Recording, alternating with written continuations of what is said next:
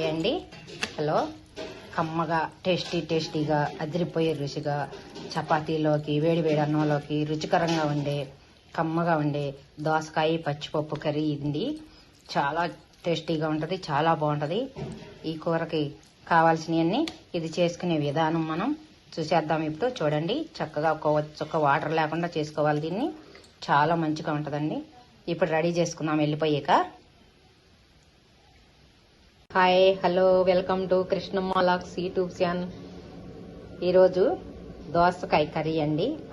పచ్చిపప్పు దోసకాయ కర్రీ చేసుకున్నాం. నా స్టైల్లో మీకు ఎలా చేసుకోవాలో చూపిస్తాను. ఓన్లీ దోసకాయ పచ్చిపప్పేనండి. ఇలా ఎప్పుడు చేసుకుంటూ ఉంటాను నేను. చాలా టేస్టీగా ఉంటుందండి, అసలు చాలా కూడా బాగుంటుంది. ఇది పచ్చిపప్పు నానబెట్టేసి ఒక 50 గాలు పైన ఉంటాయండి. నానబెట్టేసి నేను శుభ్రంగా కడిగి కప్పులో పెట్టేసుకున్నాను. అలాగా ఇప్పుడు ఇవి దోసకాయలు చిక్కు తీసేసానండి. ఇట్లా కడిగేసి పెట్టుకుందాం. ఇవి కూడా శుభ్రంగా చిక్కు తీసిన దోసకాయలన్నీ కడిగేసి ఇలా పెట్టుకుందాము. ఇది ఒక ఆనియన్స్,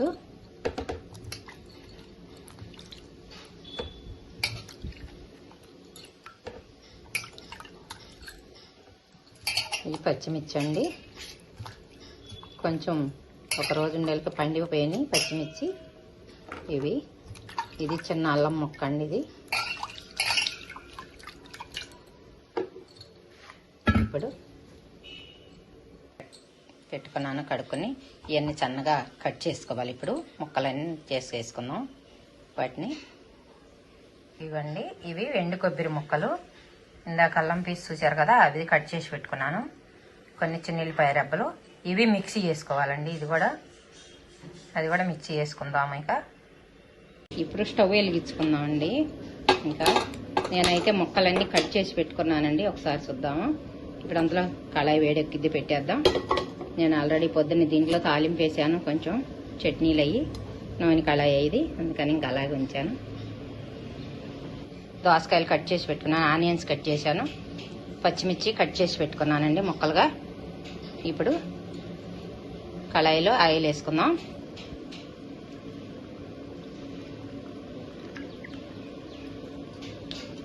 ఓకేనండి, కొంచెం వేడెక్కనిద్దాం. ఇప్పుడు ఎండుమిర్చి వేసుకుందాము. ఇప్పుడు జీలకర్ర, ఆవాలు, మినప్పప్పు, పచ్చిపప్పు. ఓకే, అవి వేడి చేసుకున్నాం. కొంచెం కరివేపాకు రెబ్బలాగా, ఆనియన్స్, పచ్చిమిర్చి కొంచెం ఫ్రై చేసుకున్నాం. వీటిని ఇంకా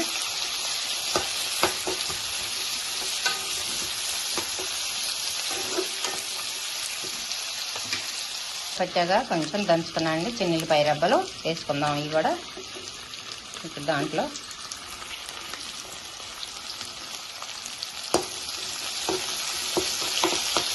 ఇది మొత్తంగా కొంచెం ఫ్రై చేసుకున్నామండి. కొంచెం పసుపు వేసుకుందాం. దీనిలో రాళ్ళు వేసానండి. మొత్తం కలిపెట్టేసేద్దాం. ఉల్లిపాయలు అయితే అన్నీ ఫ్రై అయినాయండి. తాలింపు అంతా ఏగిపోయింది మంచిగా. మనం వేసుకుని ఆ కొబ్బరి, అల్లం, చిన్నపాయ పేస్ట్ కూడా ఇప్పుడు వేయకూడదండి. దీంట్లో ముక్కలు అంతా ఉడికినాక వేసుకోవాలి దోసకాయ కూరకి.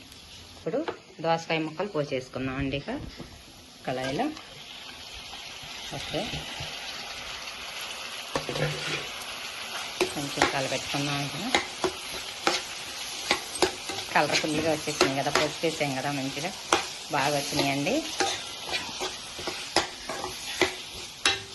దీంట్లో వాటర్ వేయకూడదండి. వాటర్ వేయకుండానే వండుకోవాలి. ఈ కూర చాలా టేస్టీగా ఉంటుంది అనమాట. ఆయిల్ మాత్రం కొంచెం ఎక్కువ పట్టిద్ది మగ్గడానికి, చాలా బాగుంటుందండి. మనం నానబెట్టుకున్నాం కదా పచ్చిపప్పు, ఇవి కూడా పోసేద్దాము.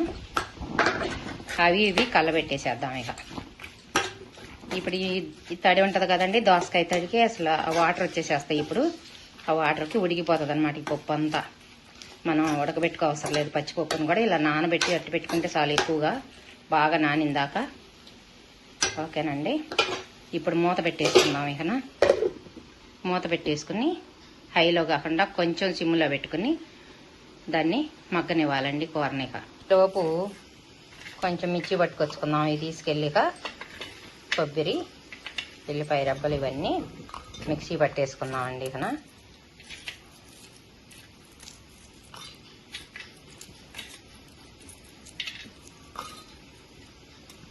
ఓకేనండి.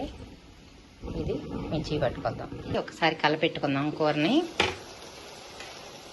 చూసారా వాటర్ ఎలా వచ్చేసినాయి, దోసకాయలో వాటర్ అంతా వచ్చేసినాయి. ఆ పచ్చిపప్పు చక్కగా ఉడుకుతుంది చూడండి. ఇక ఆ వాటర్లో అలా ఉడికిపోయిద్ది అనమాట. మనం ఉడకబెట్టుకోకపోయినా మంచి వాసన వస్తుందండి. దోసకాయ వాసన ఉడుకుతుంటే ఎంత మంచి స్మెల్ వస్తుందంటే అసలుకి చాలా రుచిగా ఉంటుందండి. కూర కూడా కమ్మగా ఉంటుంది ఈ కూర.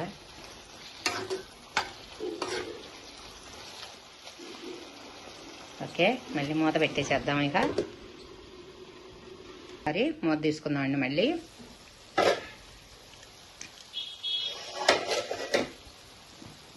కలిపెడదాము. సిమ్లో పెట్టాను కదా, అది అలా చక్కగా మగ్గిపోద్దండి. ఇప్పుడు మనం ఇందాక పేస్ట్ వేసుకొచ్చాను కదా, కొబ్బరి, చిన్నెల్లిపాయ, అల్లం, ఇది కూడా వేసేద్దాం. ఇప్పుడు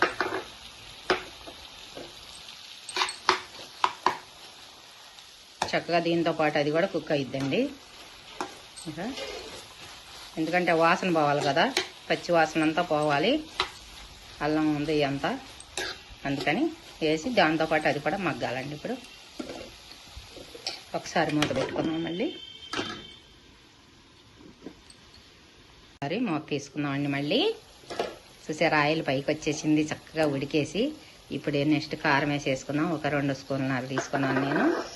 కారం వచ్చేసి ఇప్పుడు కలపెట్టుకున్నాం అండి. చక్కగా మగ్గిపోయిందండి, పచ్చిపప్పుతో సహా ఉడికిపోయినాయి మంచిగా.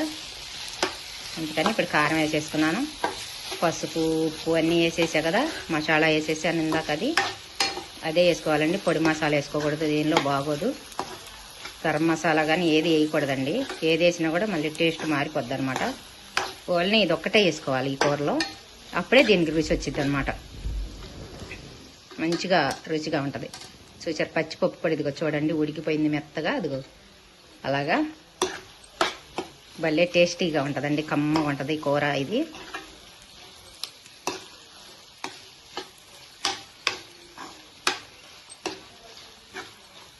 ఇప్పుడు కొంచెంసేపు ఒక రవ్వ మళ్ళీ మూత పెట్టుకుందాం. ఎందుకంటే ఆ కారం వేసాం కదా, ఆ కారంలో ఉన్న ఘాటు అంతా తగ్గిపోయి మంచిగా వస్తుంది. అది ఆయిల్ పైకి వస్తుంది ఉడికి. అలాగే కొంచెం చిమ్ములో కూడా ఉంచుదాం కొంచెంసేపు అండి. చూసారా ఇప్పుడు తీసేద్దాం. ఇక కారం వేసే కదా చూడండి, అట్లా ఆయిల్ అంతా పైకి రావాలి మంచిగా. ఇది ఇలాగా అట్లా ఆయిల్ వచ్చేలాగా ఉడకనిస్తే అసలు టేస్ట్ మామూలుగా ఉండదండి. ఇది చాలా కమ్మగా రుచిగా ఉంటుంది. కూర ఎక్కువ వేసుకుని కూడా తినవచ్చు. ఇది చపాతీలు కూడా చాలా బాగుంటుందండి ఈ కూర. చపాతీలో నెంబర్ 1గా ఉంటుంది ఈ కూర. దోసకాయ కూర ఎవరు చేసుకుని ఉండరు, ఇలాగా చపాతీలో చేసుకుంటే చాలా బాగుంటుంది. ఎవరైనా చేసుకున్నారో నాకైతే తెలీదు. ఇప్పుడు కొంచెం కొత్తిమీర జల్లు వేసుకుందాం. ఇక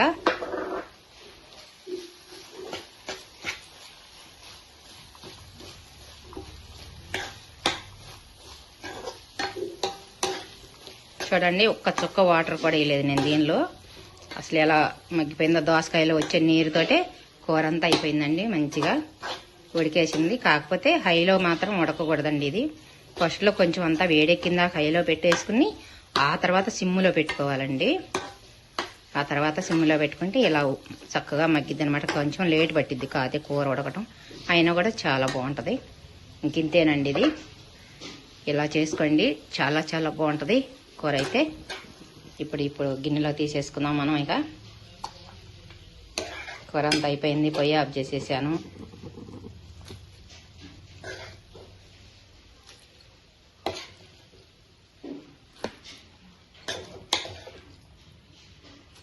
మౌనమే నీ భాష ఓ మూగ మనస, తలపులు ఎన్నెన్నో కలలుగా కంటావు, కలలు కాగానే కన్నీరవుతావు.